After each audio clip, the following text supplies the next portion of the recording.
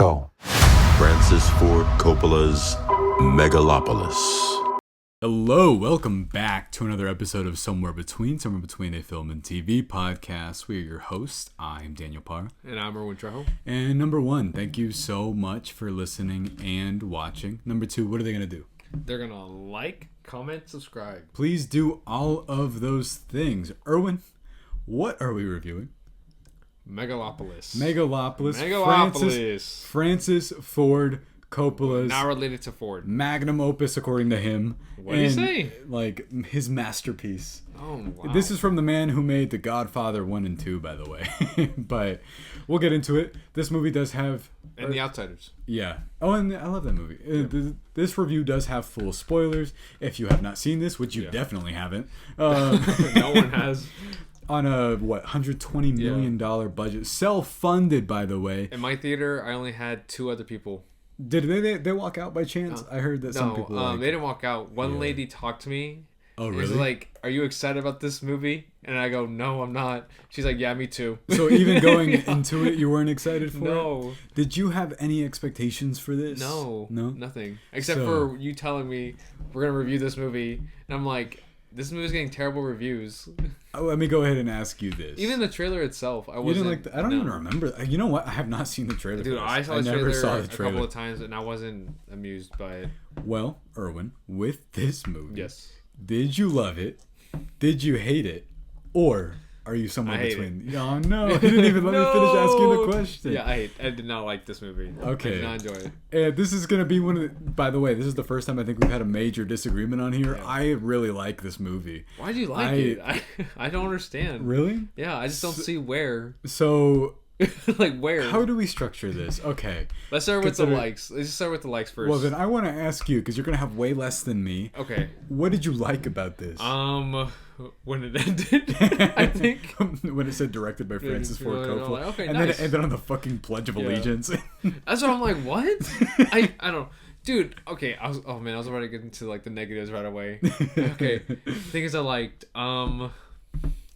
The idea of this movie. Okay. Like, it was there. Yeah. I guess, kind of. Yeah. A little bit. It was kind of confusing at some aspects. The idea of, like, the grander future. Yes. That if we come together as a whole, we can pursue the noblest of intentions for our world. And I do think that this movie is so incredibly broad and earnest in what it's going for. It is impossible for you to miss the overall point. Yes. Some of the more specifics, you're like, what on earth did you mean by that? And... Erwin, if I were to answer the question, am I somewhere between on this? I am everywhere between on this movie. Ew. You disgust me. I'm everywhere, yeah. Because, well, I really like this movie. Yes. Some of it has some weird, outright bad shit in it. And I was like, what is going on? And dude, oh my god. Okay, we're getting to the negatives now because I want to talk about one negative first. Okay, wait. But okay. the only positive you have that you like the idea. Dude, I don't know, dude. Here? I just can't think of anything. Because I'm going to tell you what I did enjoy about this. Okay, what did you enjoy? I already know that we're going to disagree. I like the performances in this movie. Oh my god. And I know what they're going for. It's supposed to be operatic. It's supposed to be this idea of... It feels like a stage play sometimes, and it's supposed to. It's supposed to feel like a fable in the sense... It is a larger-than-life story about pursuit of something. Yeah. And I do like Adam Driver in this. Yes. I think it is... Adam Driver not actually driving. No, he gets driven around by Lawrence Fishburne. Yeah. I do think it's kind of funny that... Francis Ford Coppola did a Q&A just a couple days ago where he said about this movie, he was like, I am happy with the response I got here because it is sparking debate and that's what I wanted. And I was like, good for anyone that has seen it. They sure are debating it. Yeah. Not many people. There's a dozen of us here that saw this. Yeah. But I liked that it intentionally felt like it was going for something that you could get on its wavelength or not. Mm-hmm. And while some of the pursuits itself don't necessarily work for me, like I do think some of the CG in here was really strange, but I also liked how it looked a lot. Yeah, I can see that, but it just didn't look good too. Really? No. There was just one scene where it reminded me of like a Neil Breen or... There were a lot of scenes that reminded me of the Spy Kid movies. Yeah, like that.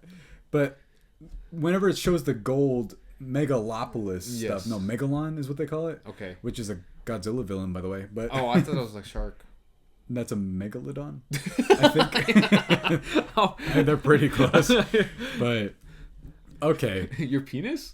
mine? Yeah, the megalodon. Oh, I think you meant in this where he's like, "Look at this boner I have," and then he shoots Shia LaBeouf in the butt. It was like, Oh my god, I forgot about that. You know what? You know what his defense was? 'Cause somebody What? asked him why he's like, "I thought it was funny." You as a director, I thought it was funny. It was a good joke. Can I tell you something that is in this movie that there's no like defense here in the sense of like this is for art's sake. It's the scene where an extra gets their line wrong and they leave it in the movie. Do you know what I'm talking about? What line? Somebody's talking about Shia LaBeouf's character and she's like, he's a... And then she starts over the line and then keeps talking. Dude, I don't know. I must have like not been thinking. But I had an energy drink before this movie. And also I was wide awake. The fact that I was yawning and I was like, oh my god. This movie kept going and going. And I think we mentioned it beforehand where Alamo brings out the checks around like the 30 or 40 minute mark. I was waiting and it felt forever. And I knew that lady, the other person that was in the theater that ordered some food off the menu, and I was just waiting till the waiter brings her checks. I'm like, she's gonna bring it. That's how I felt about The Crow when I saw that. Yeah. What's funny is for me, because I had to see it at Cinemark instead of like usually, I was like, I hope this goes on forever. I was like, I don't care. There's a moment where they were in, it almost did lose me in the beginning. I was almost kind of like you, but then the narration in that movie too. Oh, with Lawrence Fishburne. Yeah, it was. I did not enjoy the narration of that movie. Really? Whatsoever. So I will say it is really, really on the nose. It's so on the nose. We say we don't mind lack of subtlety, but oh my god, it was just like in your face. And I liked it. And I liked it. He did not. I did not like it. But sometimes the fact that it ends on like the Pledge of Allegiance, and if we as a society, and then it starts like talking about aliens. Us as a society. Yeah. The fact that it like ends on that title card, I was just like what? But I do think that there are moments of absolute brilliance in this movie. Like I what? really do. Like what I moments? thought the scene was so beautiful with Nathalie Emmanuel when she's like, "Stop time for me," and they're on those whenever they're building the thing, and then she drops the bouquet. I thought that was beautiful. I thought that meant something. No, see, I agree. If I actually believed their relationship with one another, But you didn't. it was so flat. Really? Their relationship, just them talking with one another, felt so forceful. Yeah. It didn't feel genuine. I didn't feel the romantic spark between one another. Can I tell you something No. that I think might make a connection here for you? Okay. You know who's a really big fan of this movie that I've heard? Who? George Lucas. Why? And Francis Ford Coppola, I do believe, also likes the prequels a lot. Do you see the connection between the two with the dialogue? I and love like Revenge of the Sith. I also love Revenge of the Sith, and some people thought that like this reminded them of Revenge of the Sith. Why? Actually. When? I'm not really sure, but I think it's supposed to be like the whole grand society thing. Okay. But A society falls. but like I know what Francis Ford Coppola is doing because it's the whole idea of creating a brighter future for art's sake and stuff like that. And people have asked him, "What do you see yourself in any of these characters?" And he said Cesar Catalina, and I was like, "Well, Of course. duh, Yeah. of course, yeah." And then the Giancarlo Esposito is probably like the Hollywood opposition. That's like because I didn't know whenever you mentioned he would always say Caesar's name in full every time he sees him. every single time. And so some of the dialogue is absurd in this movie, but I like it. I do feel like when people say things feel like a fever dream, parts of this I was like, am I making up what I'm looking at? Because Like sometimes when it cuts to like different scenes, Yeah. it just keeps jumping from one thing to another, and I'm like, what just happened? Right? Because I'm like, did I just miss a plot point or something? I do feel like parts of it are missing, but Yeah. he said that this is his intended vision. If there's a director's cut, I fully believe you. If there's like a 3.5 hour version of this movie, I want to see it. But I feel like you would make me see it. yeah, and be like, or we got to re-review this. It's like, no, please. But some of the dialogue and the way people deliver it feels like you're making it up because every single time Giancarlo Esposito and Adam Driver have a scene together. It is the same thing. It does get repetitive, but I like it. But it's this moment over and over where he's like, it's for the future. And then Giancarlo Esposito goes, Cesar Catalina, you are wrong. We need to live in the past. And it's like, it's that over and over. Yeah. And then Aubrey Plaza's giving like an insane performance, and so is Shia LaBeouf. Yeah. That was like a whole other side plot that didn't, I guess, like trying to take over a family, the business or family whatever. business, like the father's money. Yeah. At one point, I was like, "Wait, they're related with Caesar and Shia LaBeouf." Oh yeah. Yeah. Whenever I guess Adam Driver and like No, because John Voight's character is his uncle. Yeah. And I want to ask you, what are your negatives here? Oh, dude, I don't know where to start. Okay, Let's just start. Okay, we'll start with the narration for sure. That's one. Okay. The acting. I did not enjoy any of the acting in Any this of movie. it? None. Really? None of it. None of it. Not Shia LaBeouf. No. Not Aubrey Plaza. Okay, maybe not, Shia LaBeouf. I like Shia LaBeouf. He's going like for something Yeah. unhinged here. But he felt normal. Like for me, it felt normal. That is Shia LaBeouf's normal. Yeah. Like, yeah. But everyone else, I just did not enjoy I felt like every time a line was delivered, it felt so bland. It didn't feel genuine. There was no emotion behind it. Mm-hmm. The relationship between like Adam Driver's character and what's her name? Nathalie Emmanuel. Yeah. Yeah. She like both their romantic relationship. I did not believe whatsoever. It just happened, and I was like, okay, I'm already here, and now they're getting married and having a kid, and I'm like, what? Oh yeah. So okay. So we're gonna talk about some of like the genuine flaws I have here with this. The relationship doesn't entirely work, but I do find moments of beauty in it, like I said. And I think that there are really just moments that I think are beautiful or like are poetic here. And then something batshit insane happens 2 seconds later that you either dig or you don't. Oh, I like that one part where the kid shoots Adam Driver in the face. Oh, yeah. And then he's like, he somehow creates this thing that can do literally anything, really. Yeah, and you're like, what are you doing? Did you like the shot whenever he unveils himself and there's like 10 of him, and then you're like, why did that happen when he first unveils his face? I don't understand. I just thought it was cool as hell. Oh my god, okay. I was like, I don't understand. Did you? It's because it was beautiful and it's otherworldly, and it felt otherworldly because it's like supposed to evoke that image of multiples of him. Like it's going for that. It is anything that you think might be like on the nose. It is. It's very much going for that. The only thing that's on the nose is Adam Driver's nose. He's got a big he's got a bigger face than normal. I mean, he's a big guy. Yeah, he's very tall. Yeah. But the other thing was there was a scene that was trending on Twitter. Yeah. That I really like. Some of the dialogue exchanges are super strange. Yeah. But it's that one with him whenever they first meet in his room, and she's like, entitled, and he goes, yes, and then she goes, entitled, and he goes, yes, and then they say this like 4 times in a row. Bro, dude, I don't remember that. You don't remember that? No.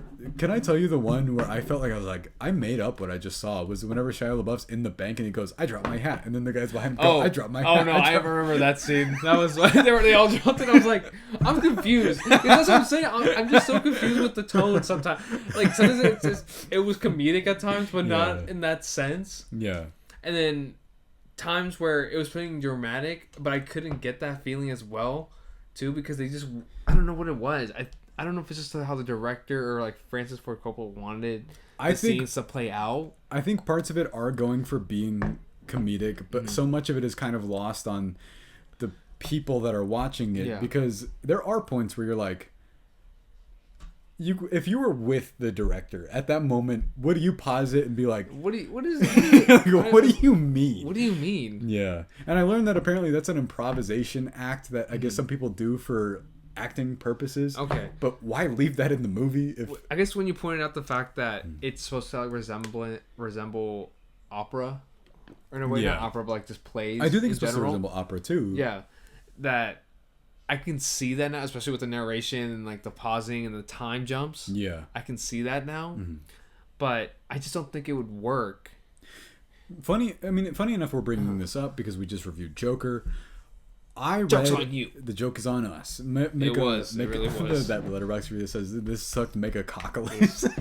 Yeah, that was good. I like this movie, but I thought that was hilarious. But what that reminded me of is a tweet I saw that said, I think I know why this movie does not work. They were like, because it should have been a musical. Dude, if it was turn every bad movie into a musical.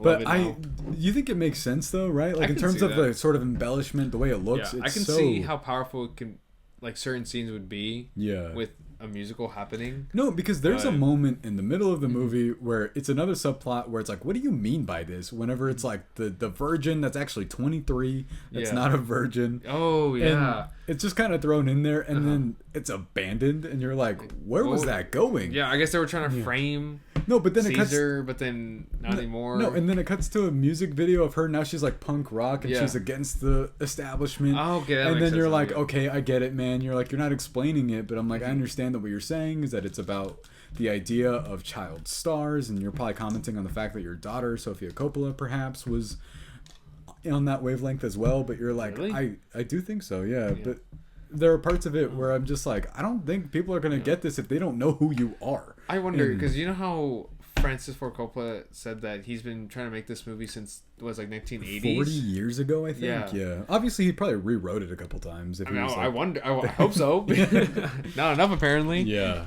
I mean, the dialogue is going for something. I could imagine some of the dialogue in this, though. I could absolutely imagine some of the scenes, that the way they're cut, the way they're shot, being from something from the 70s. Yeah. Because there are absolutely absurd camera moments where Adam Driver will just be talking, and then it's like, what if we just only have a circle around his face? Yes.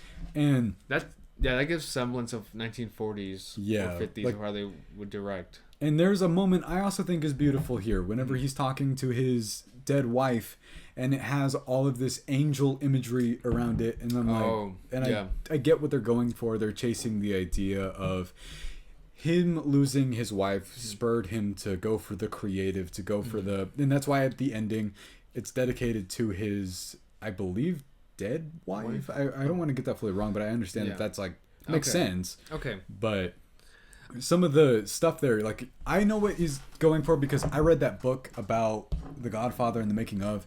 Francis Ford Coppola, for some reason, is obsessed with making not the best work environments for people, and that's its whole own subject. Let's talk about it. Now I'm curious. Yeah? Yes. Well, with The Godfather, that was just a mess. He was fighting the studio system the entire time. Read that book, by the way. It's called Leave the Cannoli? Take the Gun, Leave the Cannoli. It's amazing. It is an incredible book. And he was fighting against the studio system to get the movie made that he wanted to make. So I do know that he has been battling this idea of the grander scheme of things for a really long time.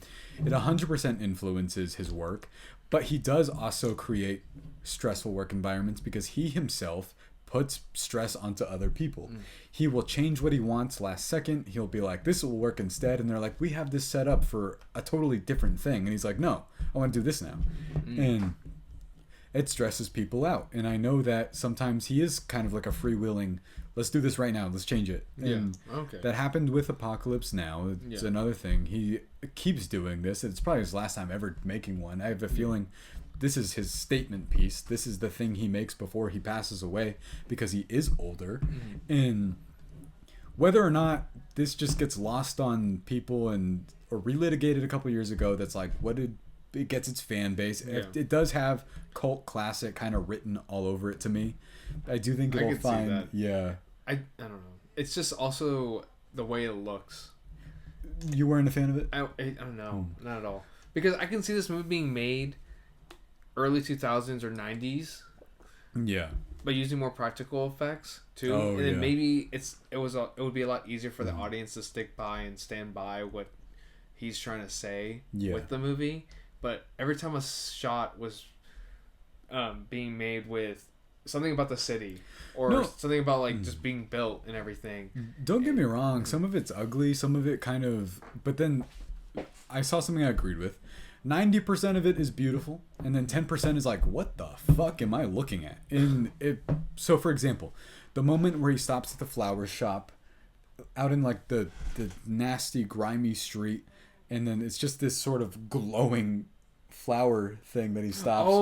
I thought that was beautiful. Yeah. What that meant, probably about the fact that life, it grows out of the simple things, probably, but everything around it is like, you're reaching. You don't think so? No, I don't think that's what he was going for. Because Okay, well, I don't know. It's like, am I reaching though? You saw this movie. you did too. Tell me that it's not absurd. Like, cause Okay, it is. Yeah, I'm not gonna lie. because I know it is, and I like that about it. But it's also why, like, if anybody told me that is the worst movie I have ever seen, I wouldn't say no. I'd be like, well, I'm not gonna argue. I'm not gonna be I don't like, think it's the worst movie I've seen. But no, we've seen some shit. Yeah. This feels like something that But I think I like the idea or what he Yeah. was trying to go for, so I can't blame him on that. it's ambitious for Yes. sure.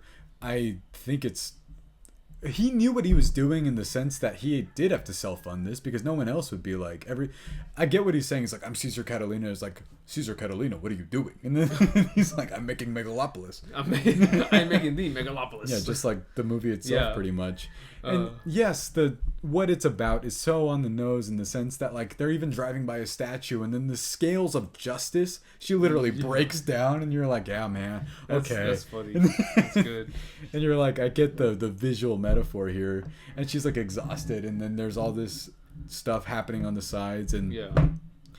I even like the monologue at the end whenever Adam Driver's like, we need to have a debate about the future, and like I like all that stuff too. I was like, whoa, what the heck? Yeah, even though he's not debating anybody Yeah. in that scene. Is there anything else that you very specifically disliked about this?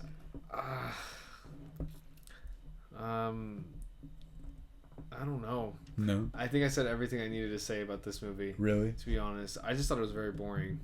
Is that your biggest... I think that's my issue with the fact Yeah. that it just wouldn't. My attention to this movie wasn't really there. Yeah. Just because it would lose me a lot of times through the visual aspects, and especially during the times when like characters would have those like intense moments of them like building like relationships with one another. Yeah. And like the story itself too. I want to comment on one thing. I thought the last shot of this movie that's not the Pledge of Allegiance was super weird, where they freeze time and then the baby's If you're like aware of it and you're like, what?